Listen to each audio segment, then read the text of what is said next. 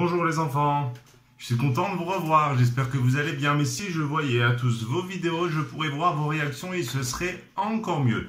Alors tout celui qui veut activer sa vidéo, si vous arrivez tout seul ou sinon vous demandez de l'aide à ceux qui vous entourent, ce serait encore mieux et comme ça je pourrais voir vos réactions. Top! Top pour les vidéos, bravo à tous ceux qui l'ont allumé, bravo à tous ceux qui sont là et qui sont venus écouter un cours. Je suis sûr que vous vous amusez tellement bien avec ces vacances forcées que ça devait être dur d'arrêter, tout d'un gros milieu d'arrêter toutes vos activités pour venir écouter un cours. Et bien alors bravo et je suis très content de vous voir, magnifique. Alors qui est-ce qui se plaît pendant ces vacances Corona? Qui est-ce qui aime? Levez la main. Personne? La famille Ossier, vous aimez? Bah oui. Bah oui, vous avez raison. Ah oui, et c'est tout. Ah, famille Rébibo aussi, vous aimez les vacances. Mais moi aussi, j'adore les vacances. Et quand j'avais votre âge, je rêvais que de ça. C'est super, les vacances. On n'a pas besoin de se lever. Et on n'a pas besoin de se brosser les dents. Ah si, allez, les dents, ça n'a rien à voir. Les dents, il faut se les brosser de toute façon. Et puis, on mange toute la journée des tas de choses. Non, pas vraiment. Bon, c'est pas grave. Bon, on s'amuse. Et on n'a pas besoin d'aller à l'école, et il n'y a pas de devoir, il n'y a pas de devoir, il n'y a pas de devoir, top! Il n'y a pas de devoir, c'est super, ben moi aussi j'adore quand il n'y a pas de devoir. Mais, il y a quand même des côtés casse-pieds, il y a quand même des côtés embêtants, on aurait quand même voulu, je sais pas qu'est-ce qu'on aurait voulu, on aurait voulu sortir un peu, s'amuser, faire des promenades, aller dans la forêt, faire des barbecues, des campings et tout ça. Ah, et tout ça, on peut pas. Bon, c'est un peu casse-pied quand même un peu. Et vous savez, je veux dire, pour vos parents, c'est encore plus casse-pied parce qu'ils doivent vous supporter du matin au soir. Ils doivent vous faire des activités. Maman, j'ai faim. Maman, j'ai soif. Maman, je m'ennuie. Maman, j'en ai marre. Papa. Oh, et papa, il s'énerve, il en a marre. Et oh, laissez-moi tranquille un petit peu. Laissez-moi 3 minutes. Vous voulez pas me laisser tranquille? Ah, bon. Il y a des côtés positifs, mais il y a aussi des côtés négatifs. Bon. Mais vous savez, le corona, c'est comme chez le dentiste. Hein? Comme chez le dentiste? Mais quel rapport? Quel rapport avec le dentiste? Eh bien, je vais vous dire. Qui est-ce qui aime le dentiste? Ah. Quoi? Il y en a qui aiment le dentiste. Oh, vous aimez chez le... Ah, parce que vous recevez des trucs là-bas. Il vous donne des petits cadeaux à la fin, il a réussi à vous convaincre. Eh ben, je vais vous dire, moi, je déteste, je suis désolé, mais je déteste aller chez le dentiste. Mais même ceux qui n'aiment pas aller chez le dentiste. Quand le dentiste, il vient avec sa machine, ouvre la bouche, plus grand. Alors, on crie, mais on crie moins fort que quand on reçoit un petit coup de son frère ou de sa sœur. C'est vrai ou c'est faux? Qui est d'accord avec moi? Quand on se fait taper... Oh, voilà. Ah, vous êtes d'accord. Ah, quand même, vous êtes d'accord. Parce que quand on se fait taper un petit peu pour un petit coup, c'est tout de suite... Ah! Il m'a tapé! Et il m'a embêté! À l'attaque! À la guerre! Au secours! Tu vas voir! Et tout ça. Mais chez le dentiste, on se laisse faire. Alors, on crie un peu... Stop! Mais on se laisse faire. C'est quoi la différence? Pourquoi chez le dentiste, on se laisse plus ou moins faire, et quand il y en a un qui nous tape, même s'il tape un peu comme ça, on est déjà à la guerre, à l'attaque. Pourquoi?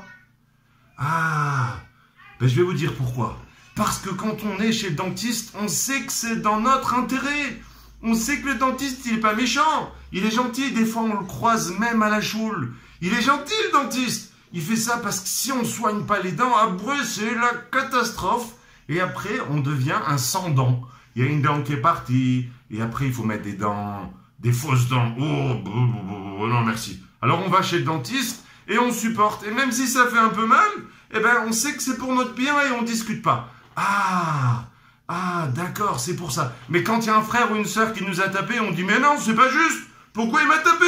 Mais c'est pas juste, j'ai rien fait. En plus... Il y a 6 mois, je lui avais prêté mes jouets, et en plus maintenant il me tape, alors que je lui avais prêté mes jouets. Et même, il y a 2 ou 3 ans, je me rappelle plus quand, je lui avais laissé goûter ma glace. Et maintenant, voilà ce qui me rend. Alors voilà, c'est pour ça, il est méchant, à l'attaque. C'est ça la différence.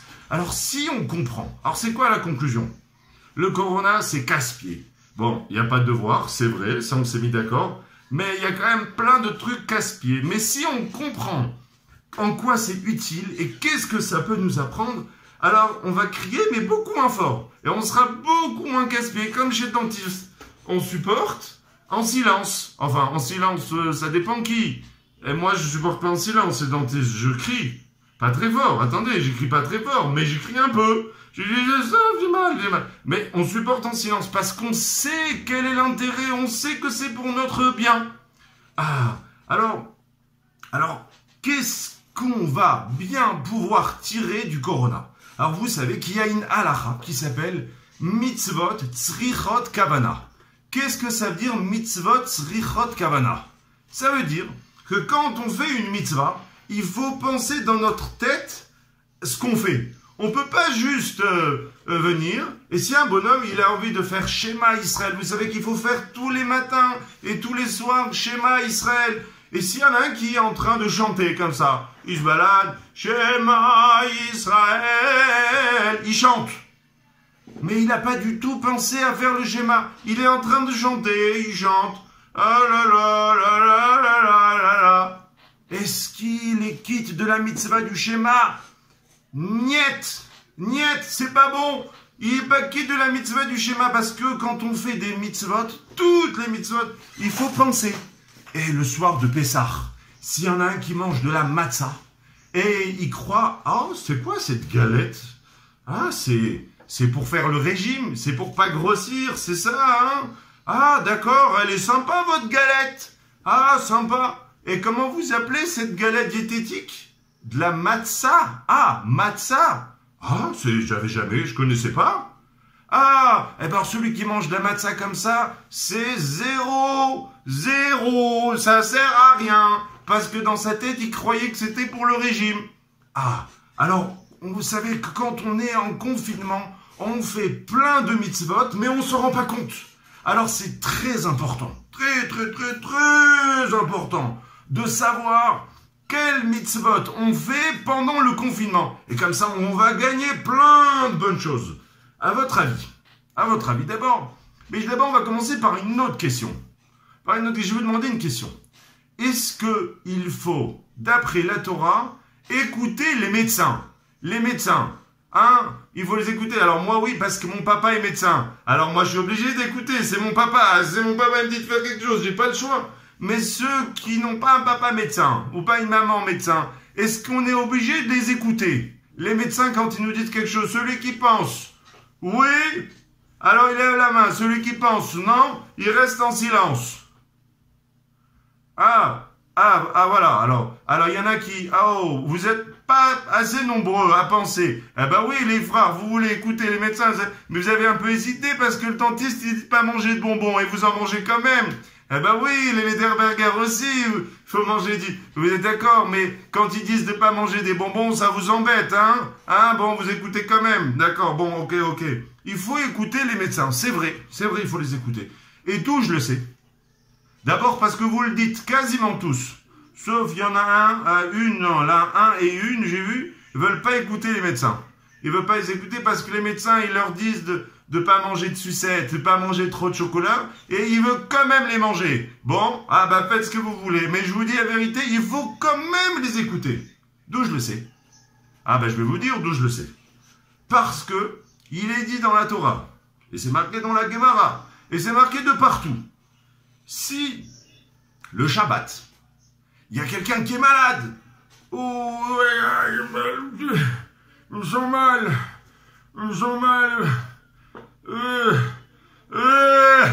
qu'est-ce qu'on fait? Il faut appeler l'ambulance. Eh ben oui, il faut appeler l'ambulance le Shabbat. Et si on ne sait pas trop quoi faire, on ne sait pas, j'appelle l'ambulance, j'appelle pas. Qu'est-ce qu'on fait? Vous savez qu'est-ce qu'on fait?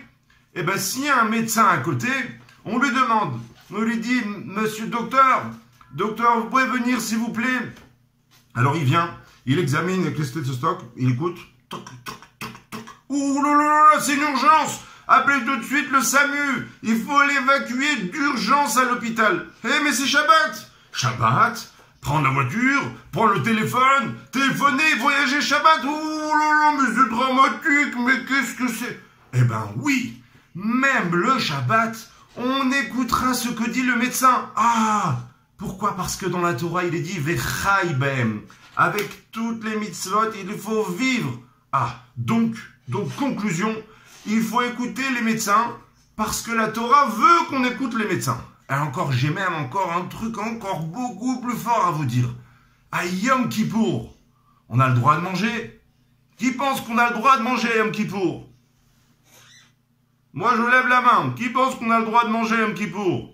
Ah, j'ai réussi à vous... Ah non, non, non, non. Mais oui, vous avez raison, ma famille El-Kali, il a raison. Mais oui, t'as raison, parce que toi, t'as le droit de manger, c'est même une mitzvah de manger. Eh ben, bravo. Ah bah oui. Eh mais j'étais le seul. Ah oui, là aussi, vous êtes d'accord? Maintenant, vous les enfants, vous avez le droit de manger un petit peu. Il n'y a que moi qui n'ai pas le droit. Les adultes n'ont pas le droit de manger un petit peu. Mais si il y a un malade, qui dit, moi, le malade, il dit, écoutez, moi, je suis malade, mais, il arrive à peine à respirer, le pauvre. Mais moi, je jeûne. Je vais jeûner. Et vous allez voir comme je vais jeûner. Téléphone au médecin d'urgence. Monsieur le médecin, vous pouvez venir l'examiner. Le médecin, il dit, interdiction de jeûner. Et lui dit au médecin, ce malade, il dit, vous n'allez pas me dire quoi faire. Moi, j'ai toujours jeûné. Cette année aussi, je vais jeûner. Ah, on dit, alors, vous savez qui gagne? C'est le malade qui gagne ou c'est le docteur? On va écouter qui? Le docteur, ou le malade, 2. Qu'est-ce que vous en pensez? Alors là, qu'est-ce que vous en pensez? On écoute le docteur? Eh ben oui, exactement. Même si le malade dit, vous avez raison, même si le malade dit, oui, tout à fait, le malade dit qu'il peut jeûner, si le docteur le dit il peut pas, c'est le docteur qui gagne. Donc il faut écouter les docteurs. C'est la conclusion. Ça y est, c'est fini. C'est même plus la peine de discuter, on est tous d'accord. Tous ceux qui sont là sont d'accord, il faut écouter les médecins. Ah, ok. Alors on écoute les médecins. Et qu'est-ce qu'ils nous disent les médecins? Qu'il faut faire attention parce qu'avec ce corona, lorsqu'on se balade, on peut refiler ce virus à tout le monde. C'est vachement dangereux. Ah, alors qu'est-ce qu'il faut faire? Il faut rester à la maison. Bon, on reste à la maison. Et je vous ai dit tout à l'heure que quand on reste à la maison, parce que les médecins nous l'ont demandé, on fait des mitzvot. Bon, d'accord, je vous l'ai dit. Mais dites-moi, combien de mitzvot on fait d'après vous quand on reste à la maison à cause du confinement? Combien de mitzvot? Combien? 1, 2, 3, 4, 5, 10. Qui dit plus? 5. La famille Akiba, 5. Ok, 5, qui dit plus? 5, Hamza Alek, qui dit plus? Alors, qui dit plus? Oh, famille, alors, Yehudit, 5, 10. 10, wow, bravo, qui dit plus? El-Kali, famille El-Kali, combien tu penses, toi? Dis, combien t'en penses? Et la famille Kayat, qu'est-ce que vous en pensez? On vous entend pas, qu'est-ce que vous dites?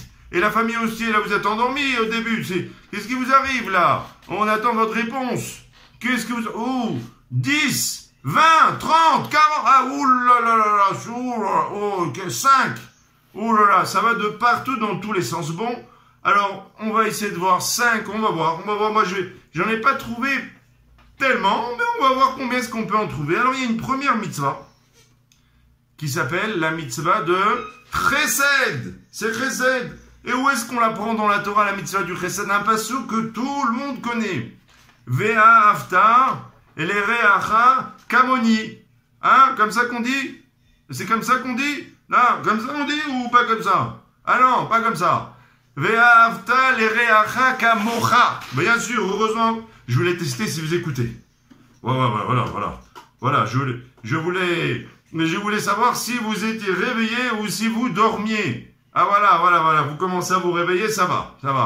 La qu'est-ce que ça veut dire Ve'ahavta les Reacha Kamocha? Moi, on m'a dit que ça veut dire tu aimeras ton prochain comme toi-même. Vous êtes d'accord ou vous n'êtes pas d'accord? Qui est d'accord, pas d'accord? Il y en a... Et que je suis pas d'accord? Famille Rébibo, t'es d'accord? T'es d'accord? Eh ben, oh bon, les hostiers aussi, vous êtes d'accord? Les Kayat, on vous entend pas. Je veux savoir ce que vous en pensez. Est-ce que vous êtes d'accord? Oui ou non? Et les Buchingers, qu'est-ce que vous en pensez? Oui. Bon, eh ben, je suis presque d'accord, mais pas complètement. Pas complètement. Oui, famille Akiba, oui. Bon, oui. Bon, moi, je suis presque d'accord avec vous, mais pas complètement, totalement. Je suis d'accord presque aux trois quarts, on va dire. Et parce que je veux dire, pourquoi? Parce qu'on ne peut pas aimer les autres comme nous. Impossible. Impossible. Au final, on s'aimera. Tu aimeras les autres comme toi. C'est ça que ça veut dire? Ça veut dire que si j'ai un chocolat, à qui je le donne? À lui. Et si j'ai un chocolat et une gaufrette et un bisli, à qui je donne? À lui. Et moi? Ah, c'est ça le recette. Le recette, c'est d'être un pigeon. Ah, d'accord, si vous le dites. Hein. Non, moi, je discute pas. Vous êtes tellement nombreux. Si vous le dites, je discute pas. Mais c'est pas vraiment ça. Alors, l'Agmara, elle explique un peu différemment. Qu'est-ce que ça veut dire? Ouais, qu'est-ce que ça veut dire? Ça veut dire Ve'ahavta l'ereacha kamocha. Ça veut dire ce que tu aimes pas qu'on te fasse, ne le fais pas aux autres. Fais pas aux autres ce que t'aimes pas qu'on te fasse. T'aimes pas qu'on t'embête, ne les embête pas. T'aimes pas qu'on te prenne tes jouets, ne les embête pas. Tu aimes pas qu'on finisse tout le ketchup? Ils sont embêtants. Ils finissent tout le ketchup, ils ont le pot de ketchup, ils finissent tout. Ils laissent rien pour les autres. Eh ben, ne le fais pas aux autres non plus. C'est ça ce que ça veut dire. Pas de tout leur donner et faire comme si on était un clochard et tout leur donner. C'est trop dur ça. La Torah ne demande pas des choses comme ça. Impossible. Ce qu'on veut, c'est que on fasse pas aux autres ce qu'on n'aurait pas aimé pour nous-mêmes. C'est ça ce que ça veut dire. Ve'ahavta l'ereacha kamocha. Exactement, bravo. Alors ça c'est la première mitzvah. Ve'ahavta l'ereacha kamocha, c'est la mitzvah du chesed. Mais le chesed, c'est seulement avec de l'argent. On donne de l'argent aux pauvres. On donne matanat levionim. Ou il y a d'autres façons de faire du chesed. Qui pense qu'on peut faire du chesed qu'avec de l'argent? Levez la main. Oh, vous êtes des trachamim. Ephraïm, alors, qu'avec de l'argent. Qui pense encore? Personne? Eh mais alors, les Buchingers, vous pensez aussi comme ça? Je suis désolé, je suis vraiment désolé, je suis désolé de vous décevoir, mais c'est pas complètement juste. Parce que le chesed, c'est... la famille Kayat, non, bravo, voilà, bravo, j'attendais votre réponse. Eh ben oui, on peut faire du chesed avec son argent, mais même si on n'a pas d'argent, on peut faire du chesed. Vous savez comment? On a parfois une grand-mère ou une voisine, ou un vieux monsieur qu'on connaît, et il peut pas sortir de chez lui et il en a marre, c'est dur, il aimerait vous voir, il aimerait avoir sa famille, il aimerait voir ses amis. Si on le téléphone, vous savez comme ça fait plaisir. Allô, ici, c'est Shlomo, je voulais prendre de tes nouvelles, comment ça va? Ça fait longtemps que je t'ai pas vu, comment tu te portes? T'as quelque chose à manger? Ça leur fait... Eh ben ça s'appelle du chesed. Comme ça, c'est marqué dans la Mishnah. Et le chesed, c'est marqué dans la Mishnah, il n'y a aucune limite. On peut faire du chesed sans limite. Et même si on a de l'argent, c'est limité. Parce qu'on n'a pas de l'argent à l'infini. Et même si on en a beaucoup, il y a toujours une limite. Mais le chesed qu'on peut faire avec son corps, c'est le chesed sans limite. Alors c'est la première mitzvah, vous bien y penser. On reste coincé à la maison, on veut pas trop des grandes sorties, on fait une mitzvah de chesed. Et en plus, on peut aussi téléphoner aux gens qui sont tout seuls. Vous demandez à papa ou maman le téléphone, et si vous savez pas composer le numéro, eh ben vous leur demandez aussi. Et après, vous pouvez téléphoner aux grands-parents qui sont seuls, vous pouvez téléphoner aux personnes âgées, à la famille, les gens qui sont tout seuls. Vous faites une grande première mitzvah. J'en ai encore d'autres. Deuxième mitzvah. Est-ce qu'on a une avéra? Ça va pas vous plaire, ça. Celui qui veut pas des choses qui lui déplaisent, fermez les oreilles. Fermez les oreilles, celui qui veut pas écouter des choses pas sympathiques. Vrai quand même, mais pas sympathiques. Alors, est-ce qu'on a le droit de manger une tonne de chocolat et de bonbons? Oui ou non? Ouais, je sais. Il y a des sérieux et il y a des rigolos. Il y a des sérieux. Les sérieux, ils disent non. Les rigolos, ils disent oui. Eh ben oui, les rigolos, ils disent oui, ça les arrange bien. Mais vous savez bien la vérité, vous la connaissez mieux que moi. Non, bien sûr, non.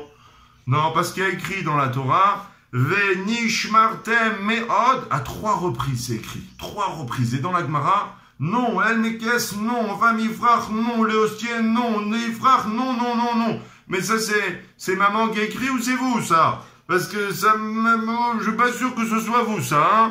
Ah, famille Larare aussi, non, bravo, vous avez raison. Pourquoi? Parce que dans la Torah, il y a écrit qu'il faut faire attention à sa santé. À 3 reprises dans le Sefer Dvarim, qu'il faut faire attention à sa santé.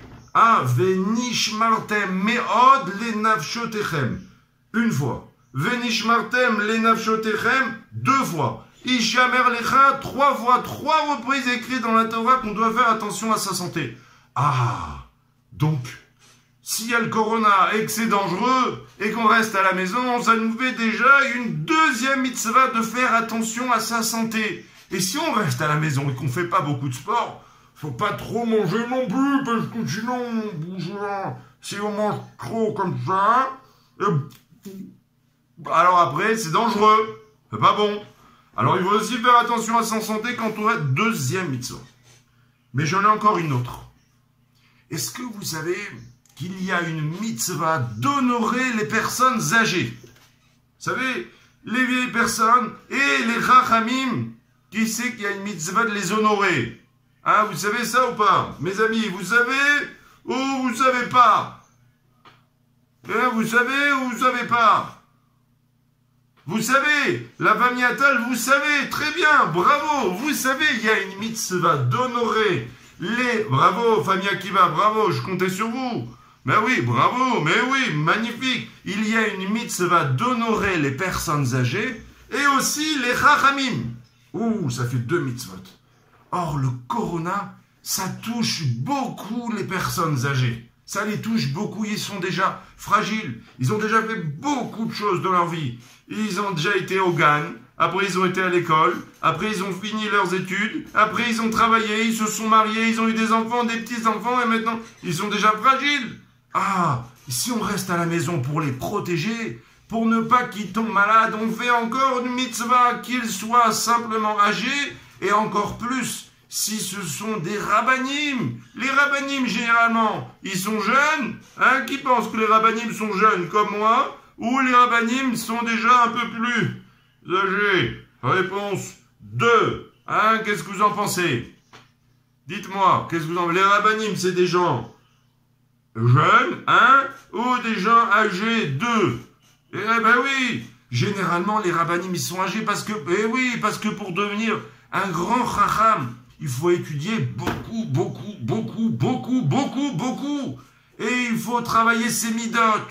Faut travailler ses midotes, c'est pas évident. Parce que quand il y en a un qui m'énerve, moi j'ai envie de le taper, j'ai envie de le crier, j'ai envie de m'énerver. Alors pour devenir un vrai chacham, ça met du temps. Beaucoup de temps. Quand on reste à la maison pour protéger les chachamim et pour protéger les personnes âgées, on fait encore une mitzvah. Ça nous fait déjà combien de mitzvot? 3. Et puis parfois, et puis celle-là je peux pas l'oublier. Si votre papa ou votre maman vous dit de rester à la maison et que c'est pour notre bien à tous et que vous écoutez, ça vous fait une mitzvah ou ça vous fait pas une mitzvah? Ça vous fait une mitzvah ou non? Ah, levez la main ceux qui pensent que c'est une mitzvah. Oui, mais oui, bravo, bravo. Ah, il y en a qui ont pas... Ah oui, bravo, famille Rébibo, bien sûr. Ah bah oui, c'est une mitzvah d'écouter son papa, bien sûr, mitzvah d'écouter son papa ou sa maman. Ah, ça nous fait déjà combien de mitzvot? Moi j'en ai déjà trouvé 4.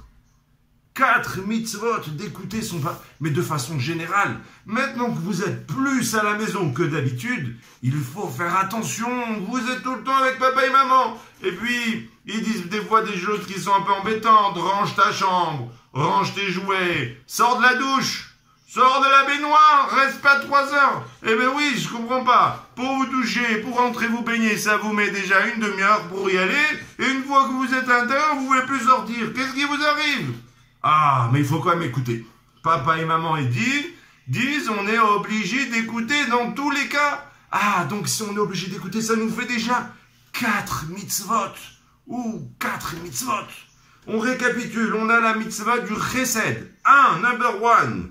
Number 2, venishmartem me'od enafshotechem. Faites très attention à votre vie. Il faut tout faire pour être en bonne santé, pour bien se porter. 3, il faut se respecter nos sages et nos chachamim. Ça fait 3. Et puis 4, écouter son papa et sa maman, ça nous fait encore une mitzvah magnifique.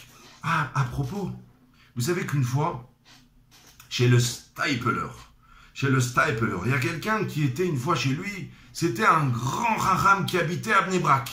Et quelqu'un est venu chez lui, toc toc toc, oui, bonjour, rentrez, oui, que y a-t-il? Rav, je voudrais une bracha, j'ai un procès, je me suis fait attraper par la police et j'ai un procès. Ah, je voudrais une bracha, et qu'est-ce que tu veux de moi? Eh bien, je veux une bracha pour que je gagne mon procès. Ah bon? Mais qu'est-ce que t'as fait? Qu'est-ce qui t'arrive? Alors il a dit, écoutez Rav, je roulais très très vite sur l'autoroute. Ah bon, à combien? 150 km/h, je roulais très très très vite. Et je me suis fait attraper par la police. Alors ici, véhicule blanc, mettez-vous de côté. Véhicule blanc, mettez-vous de côté, je me suis fait attraper. Et la police, ils m'ont mis les menottes et ils veulent me faire un procès parce que je roulais trop vite. Je veux une bracha Rav, je ne sais pas quoi faire, et ils veulent me mettre une amende. Ça va me coûter très cher. Alors le Stapler lui a dit, non, non, non, non et non.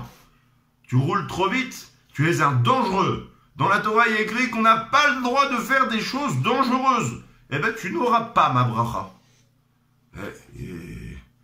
Et ben, il n'a pas eu la bracha. Et il est ressorti de chez le Stapler comme il était venu. Il a bien compris qu'on a une mitzvah de faire attention à soi et on n'a pas le droit de faire des choses dangereuses. Et d'un autre côté, une fois, en 1848, ça fait longtemps, ça fait 170 ans, il y avait un rav qui s'appelait Rav Israël Salanter. Et il y avait à l'époque une épidémie de choléra. Ouh, quelle horreur! C'est terrible, c'est une maladie terrible. Il y a tout qui se vide, et après il faut boire beaucoup, et c'est dangereux, et les gens se sentaient mal, etc. C'était terrible, terrible, terrible. Alors les chachamim de l'époque, c'était la période des Yamim Noraïm, Rosh Hashanah et Yom Kippour qui allaient arriver. Alors les chachamim de l'époque ne savaient pas trop quoi faire. Qu'est-ce qu'on fait? Si on ne mange pas et on ne boit pas, c'est très dangereux. Mais Yom Kippour, on va quand même pas boire. C'est Yom Kippour, c'est terrible. On ne peut pas boire à Yom Kippour, qu'est-ce qu'on va faire? Il y a eu une grande discussion entre les chachamim de cette époque. Et le Rav Israël Salanter a donné sa sentence. Et il a dit, cette année à Yom Kippour, c'est dangereux et je vous ordonne de manger et de boire. Mais les gens, ils ont dit, comment ça? Yom Kippour, on va manger, on va boire, mais c'est dramatique, c'est pas possible. À Yom Kippour, on ne peut pas manger, on ne peut pas boire. C'est pas possible, c'est terrible. Et les gens ne voulaient pas trop écouter. Certains ont dit, bon, moi je peux tenir, moi ouais, je suis costaud, je vais tenir, je vais pas manger, je vais tenir, vous allez voir, je suis très fort, moi oui, je n'ai pas besoin. D'autres ont dit, ah ce Rav, il n'est pas très sérieux, c'est pas possible, on va pas manger, on va pas boire à Yom Kippour. Rabbi Israël Salanter a décrété, tout le monde est obligé de manger et de boire à Yom Kippour. Le matin de Yom Kippour, ils ont commencé à faire la tfila. Il y a des gens qui se sentaient mal. Il y a des gens qui devaient avoir des masques, parce que c'est dangereux, c'est contagieux, il faut faire attention. On a fait la tfila de Shacharit, et après Shacharit, Rabbi Israël Salanter, il est monté sur la bima, là où on lit au Sefer Torah, et il a tapé, paf, paf, paf, 3 coups, très fort. Il a ouvert un sachet, il a ouvert un grand sac, et il a sorti de là-bas du gâteau et du vin. Il a pris une coupe de vin, et il a fait Sabri Baranan, Baruch Ata Hashem, Boré Peria Geven, Yom Kippour, le rave le plus important de la ville. il a bu du vin devant tout le monde et il a mangé du gâteau devant tout le monde. Et il a vu que comme ça, tout le monde allait voir que si même le grand rave que tout le monde connaissait comme étant le rave le plus important de la ville, si même le grand rave buvait du kidouche et qu'il mangeait du gâteau à Yom Kippour, c'est que vraiment c'était la halacha et qu'il faut faire très très attention. Alors voilà, on finit pour aujourd'hui. Alors voilà, si on a bien compris, quand on reste en confinement, il faut se rappeler, c'est dur, il y a des trucs sympas et des trucs qui sont un peu plus durs, mais si on réfléchit bien, on fait plein de mitzvot. 4 mitzvot au moins, certains d'entre vous en avez plus, et bien encore mieux, pensez à toutes les mitzvot qu'on fait pendant cette période, et comme ça, on en ajoute encore des mitzvot et encore des mérites pour les gens qui sont malades et pour les gens qui sont... Et comme ça, encore des mérites pour que les gens restent en bonne santé. Et comme ça, vous amenez que du bien sur notre peuple. Et je vous dis maintenant, à très bientôt. Au revoir, j'étais très content d'être avec vous. Au revoir.